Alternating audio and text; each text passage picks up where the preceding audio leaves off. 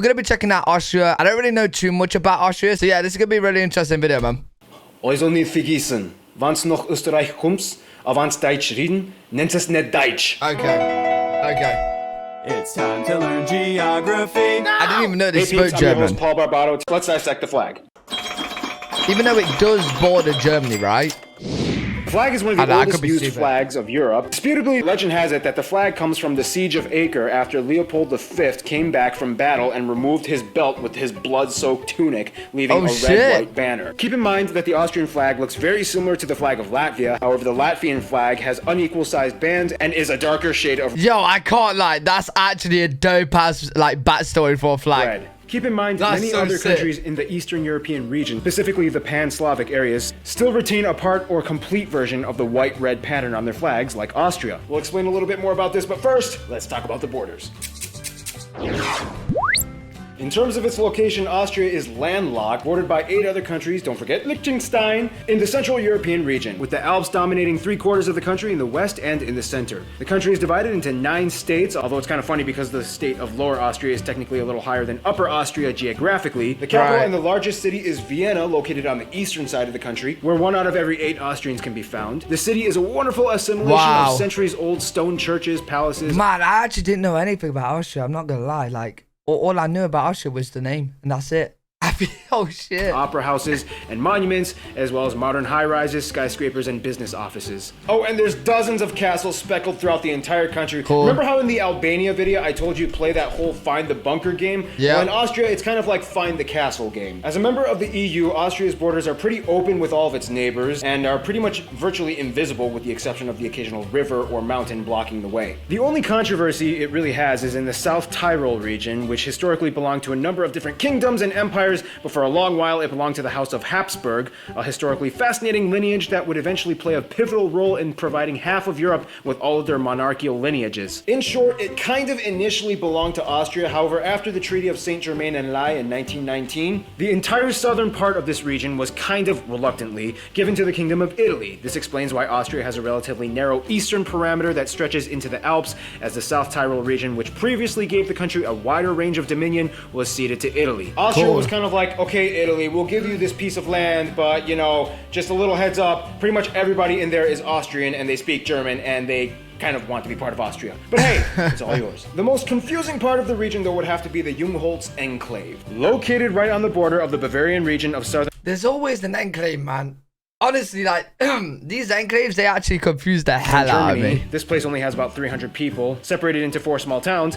This area is strange because it is one of Europe's only 3 quadrupoint borders and is technically joined by Austria by only a small narrow corridor, only a few meters wide on the top of the adjacent Zugshofen mountain that crosses over into the Austria side. Weird. Otherwise, the only way to get into Austria from this region is by driving through Germany. This means that if you don't want to go through Germany to get into Austria from this region, the only way is to literally climb to the top of the Zugshofen mountain to the very point where the 4 borders meet and climb all the way down to the rest of Austria. Since the 19th century, the borders have been literally marked every single step of the way, and the top has a mark stone that distinguishes the narrow crossing. Believe it or not, this is actually a common hike that a lot of people take, despite the fact that many of them don't even understand the significance of the markers. Speaking of mountains and hikes, let's talk about the physical geography. As mentioned before, about 3/4 of Austria is mountainous, with the Alps dominating the center and western parts of the country. These mountains are the characterizing segments that give Austria its distinct national identity, both historically and culturally. In short, even though the vast majority of people in Austria live in the low-lying plains around the mountains, Austria would not be Austria without the Alps. These mountains can actually be quite quirky, almost with minds of their own. For example, every spring in the Hochschwab Mountains and forests on the east side... Wait, does the Alps, like... Wait, am I seeing this right? Does it actually go all the way here?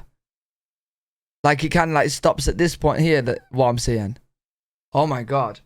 Right, this is like, it takes half of the fucking Austria, mate. Side of the Alps, the snow from the mountains completely engorges the Grüner See, or the Green Lake, engulfing the entire park with trees and benches underneath it. These mountains also provide the perfect setting for Austria's favorite sport, skiing. The problem is that although these mountains are very beautiful, they do kind of make a lot of the country uninhabitable or difficult to cultivate. Right, yeah. Although 40% of the land is covered in forests, less than 20% of the land is arable. And for the record, yes, the sound of music was...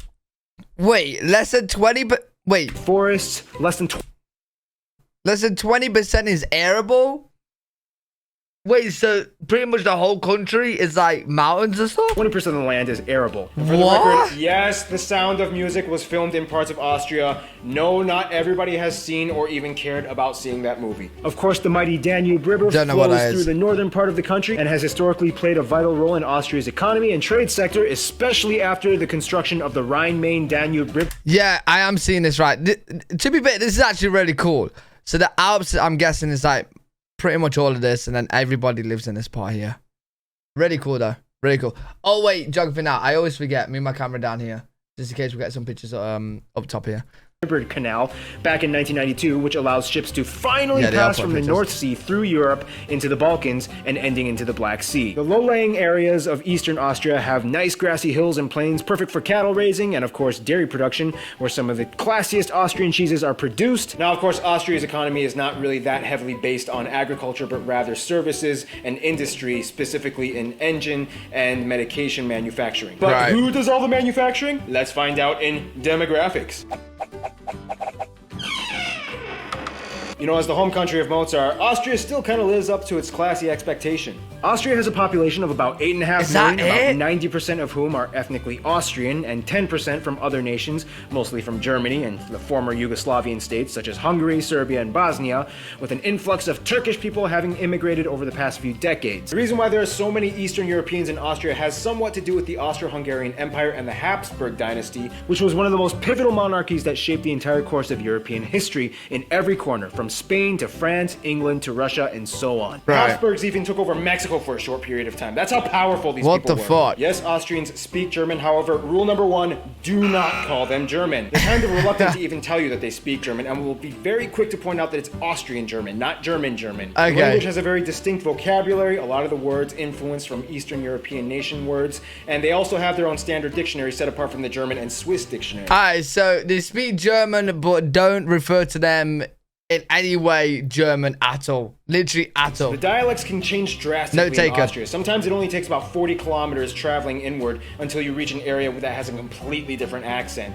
And don't even What? get started on those Liechtensteiners. In contrast to Germans, Austrians like to define themselves as more soft-spoken and reserved. They don't like to upset anybody, and courtesy is very highly expected in this country. Educational accomplishments and achievements are very highly prized in Austria. One thing Austrians do kind of obsess over, though, are titles. They prefer to be addressed by every title that they've obtained for themselves, even if it equates to like 15 titles. Mr., Dr., Chairman, Vice CEO, Chairman Otto von Schnitzelbach Krakengeschäftmeier. One thing that Austrians will tell you that they really like to do is just taking simple walks, whether it's just for an hour to clear their head, and in any weather, whether it's great or whether it's raining. They even have a word for it, spazieren gehen. Don't be surprised if an Austrian invites you to just go for a walk. Go with it. They're a little I'm sorry, but I'm gonna have to pass on that. I don't like walking. I don't like moving. I like sitting in this chair and watching videos and playing games.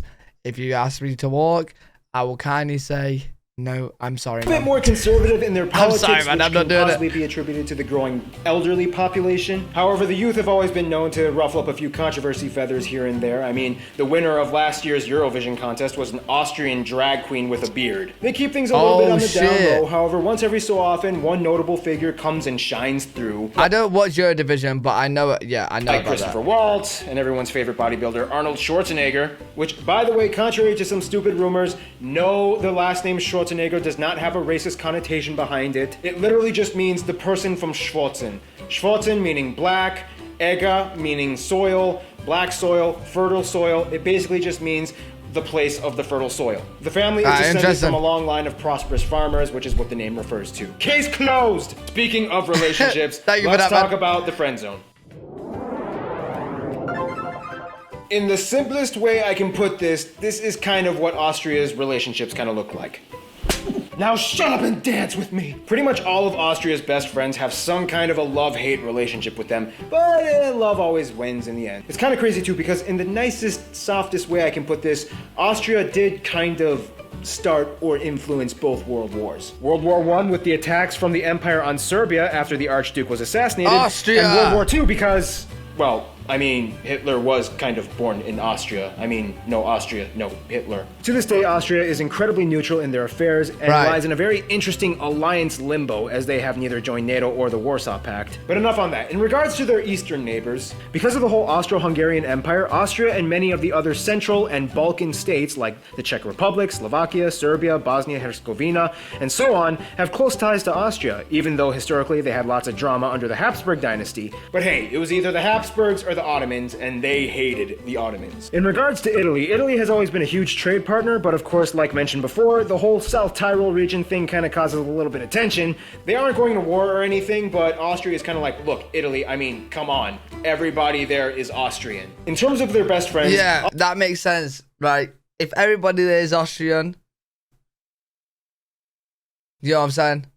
Like Italy, come on. Just give him that little bit of land. Austria would kind of reluctantly say Germany, but more specifically Bavaria, the region of South Germany. Bavarians and Austrians are very similar in their culture and tradition. Some Austrians will tell you that because they get along so well, Bavaria is said to be the 10th Bundesland, or state, of Austria, although Bavaria alone has more inhabitants than the whole of Austria. You know all that stereotypical Lederhosen and Dirndl costume stuff that you see on all those Oktoberfest commercials? Yeah, that's kind of what you would attribute to Bavarian and somewhat Austrian culture, but they only do that on special occasions. I mean, if it was up to me, I would wear that stuff 24/7, but hey, to each his own. In conclusion, Austria is kind of like the country that secretly changed the entire course of all of European history right under our noses without us even knowing about it. Here's one more picture of Arnold Schwarzenegger, and get ready because Azerbaijan is coming up next. Really cool, very cool. I really enjoy doing these videos. Actually glad that I watched that one. Hopefully you guys enjoyed it as well. If you did, make sure to leave a thumbs up, subscribe. If you guys got any videos you want to react to, leave them down in the comment section below. And I'll see you all in the next video.